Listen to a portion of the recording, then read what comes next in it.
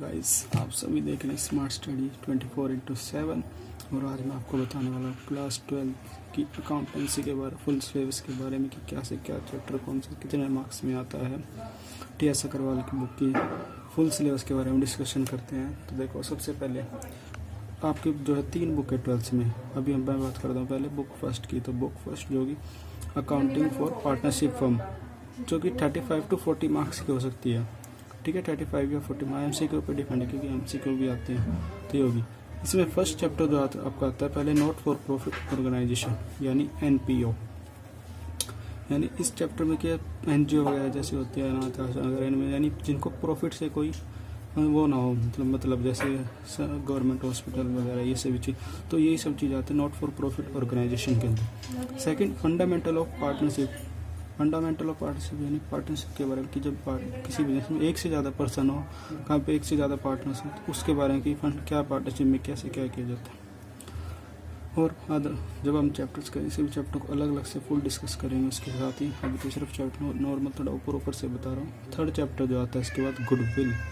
इसमें गुडविल की हम नेचर एंड वैल्यूएशन करेंगे। गुडविल यानी कंपनी की लाइक रेपुटेशन वगैरह, उसको बोला जाता है किसी कंपनी की मार्केट में जितनी ज़्यादा रेपुटेशन यानी ख्याति, तो इसी को बोला जाता है गुडविल। उसका नेक्स्ट चैप्टर आता है change in profit sharing ratio. जब पार्टनर्स की बिजनेस में मतलब पहले रेशियो इक्वल थी और अब चेंज हो जाए 3:1, कुछ भी हो जाए मान लो, तो इसे बोला change in profit sharing ratio, जिनमें बीच में ये रेशियो चेंज होती हो।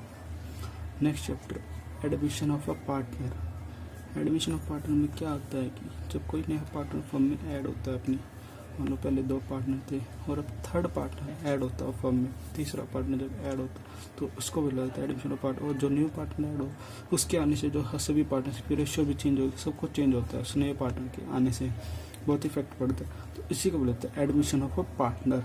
उसके बाद 6 चैप्टर है रिटायरमेंट और death of a partner. Welcome guys, आप सभी देख रहे हैं स्मार्ट स्टडी 24/7 और आज मैं आपको बताने वाला हूँ क्लास 12 की अकाउंटेंसी के बारे फुल सिलेबस के बारे में कि क्या से क्या चैप्टर कौन सा कितने मार्क्स में आता है। टी.एस. अग्रवाल की बुक की फुल सिलेबस के बारे में डिस्कशन करते हैं। तो देखो, सबसे पहले आपकी जो है 3 बुक है 12th में। अभी मैं बात करता हूँ पहले बुक फर्स्ट की। तो बुक फर्स्ट जो कि अकाउंटिंग फॉर पार्टनरशिप फर्म, जो कि 35 to 40 मार्क्स की हो सकती है। ठीक है, 35 या 40 MCQ पे डिपेंड है, क्योंकि MCQ भी आते हैं तो ये होगी। इसमें फर्स्ट चैप्टर जो आपका आता है पहले नॉट फॉर प्रॉफिट ऑर्गेनाइजेशन यानी NPO।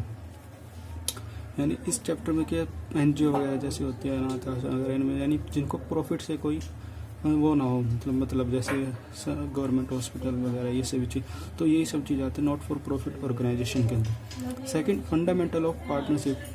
फंडामेंटल ऑफ पार्टनरशिप यानी पार्टनरशिप के बारे में कि जब किसी बिजनेस में एक से ज़्यादा पर्सन हो, कहाँ पे एक से ज़्यादा पार्टनर्स हो, तो उसके बारे में कि फंड क्या पार्टनरशिप में कैसे क्या किया जाता है।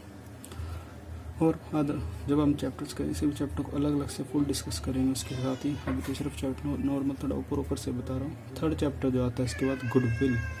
इसमें गुडविल की हम नेचर एंड वैल्यूएशन करेंगे। गुडविल यानी कंपनी की लाइक रेपुटेशन वगैरह, उसको बोला जाता है किसी कंपनी की मार्केट में जितनी ज़्यादा रेपुटेशन यानी ख्याति, तो इसी को बोला जाता है गुडविल। उसका नेक्स्ट चैप्टर आता है change in profit sharing ratio. जब पार्टनर्स की बिजनेस में मतलब पहले रेशियो इक्वल थी और अब चेंज हो जाए 3:1, कुछ भी हो जाए मान लो, तो इसे बोला change in profit sharing ratio, जिनमें बीच में ये रेशियो चेंज होती हो। Next chapter admission of a partner. Admission of partner में क्या होता है कि जब कोई नया पार्टनर फर्म में ऐड होता है अपनी, मान लो पहले 2 पार्टनर थे और अब थर्ड पार्टनर ऐड होता है फर्म में, तीसरा पार्टनर जब ऐड होता है तो उसको बोला जाता है एडमिशन ऑफ पार्टनर। और जो न्यू पार्टनर ऐड हो उसके आने से जो सभी पार्टनर्स की रेशियो भी चेंज होगी, सब कुछ चेंज होता है। उस नए पार्टनर के आने से बहुत इफेक्ट पड़ता है, तो इसी को बोलते हैं एडमिशन ऑफ अ पार्टनर। उसके बाद 6 चैप्टर है रिटायरमेंट और डेथ ऑफ अ पार्टनर। यानी इसमें 2 टॉपिक है, एक रिटायर का और एक डेथ का। यानी रिटायरमेंट यानी जब पार्टनर रिटायर हो जाए फर्म से, और डेथ यानी जब पार्टनर मर जाए, तो मर जाने के बाद किसको भी दिया जाए, यानी उसके वारिस को दिया जाएगा मरने के बाद जो भी, और रिटायर हो जाए तो उसके लोन से क्रिएट करते हैं। 6 चैप्टर यह है आपका रिटायरमेंट डेथ ऑफ पार्टनर। इसके बाद जो इस बुक का last chapter 7 chapter dissolution of a partnership firm. Dissolution of partnership यानी फर्म को जो है बंद करना है, क्लोज करना है। यानी फर्म को ये इस चैप्टर में जो हम पूरा फर्म क्लोज करते हैं पार्टनरशिप को, और जो चीज़ें होगी एसेट लायबिलिटी सबको बेच कर लायबिलिटी पेड कर पूरी फर्म को बंद किया जाता है। और जो आपकी बुक फर्स्ट है ये पूरी आती है आपकी 35 मार्क्स में, 35 मार्क्स में। और इसमें जो है इस चैप्टर से एक बड़ा क्वेश्चन बनता है और एडमिशन ऑफ पार्टनर से एक बड़ा क्वेश्चन बन सकता है 8 मार्क्स का। इन दो चैप्टर से आपका 8 मार्क्स का बन सकता है क्वेश्चन, एक पक्का बड़ा, ठीक है। और इससे आ सकता है 6 मार्क्स या 4 मार्क्स के अंदर कोई भी चैप्टर क्वेश्चन। इससे आएंगे आपके 2 क्वेश्चन आ सकते हैं एनपीओ से। एनपीओ पहले 11th में किया जाता था, अभी 2-3 सालों से 12th में जोड़ दिया गया है, ठीक है। वरना आपके पहले पार्टनरशिप फॉर्म में सिर्फ 6 चैप्टर थे और अब ये नया चैप्टर ऐड कर दिया गया लास्ट 2 या 3 ईयर्स से। ओके, तो ये तो थी गाइस फर्स्ट बुक के बारे में। अब चलते हैं हम सेकंड बुक की तरफ कि सेकंड बुक में क्या क्या आने वाला है आपका। तो सेकंड बुक में देखिए, book second accounting for companies, यानी कंपनीज की अकाउंटिंग की जाएगी जो कि, और ये फुल बुक जो आपकी 25 मार्क्स की होगी और ओनली सिर्फ इसमें 3 चैप्टर और 25 मार्क्स।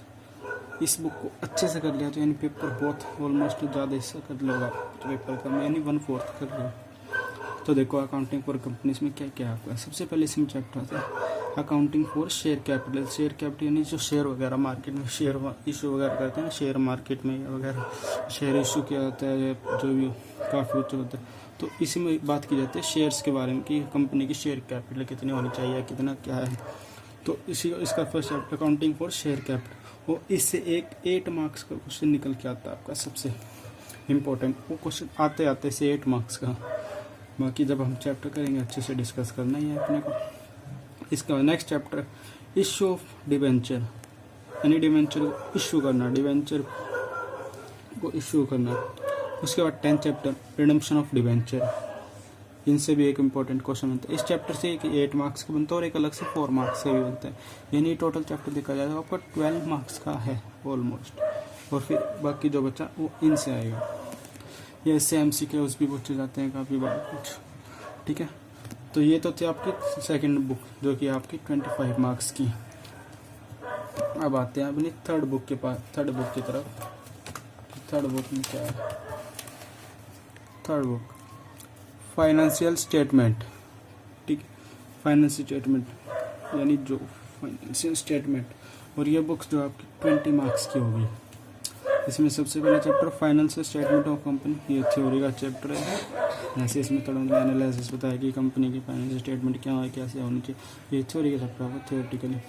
इसके बाद 12th number analysis of comparative statement and common size, ये भी क्वेश्चन है, प्रैक्टिकल चैप्टर है ये भी थोड़ा, ठीक है। कंपैरेटिव स्टेटमेंट और कॉमन साइज स्टेटमेंट को एनालिसिस करना होता है।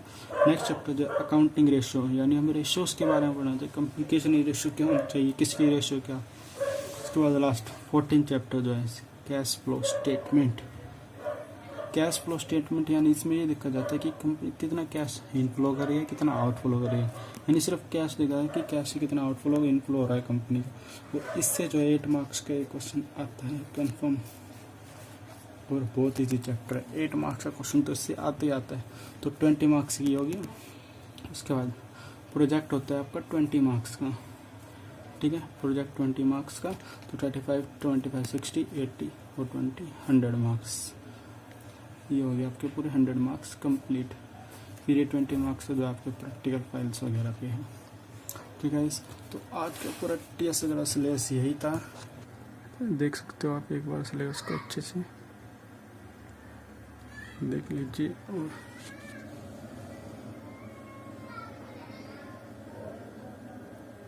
नोट कर लीजिए।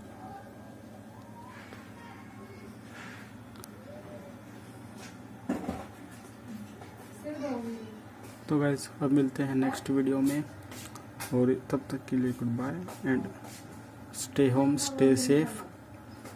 कोरोना से बच के रहें, घर में रहें, हैंड वॉश करते रहें टाइम पे, और सोशल डिस्टेंसिंग का पालन करें और सरकार के नियमों का पालन करें अच्छे से।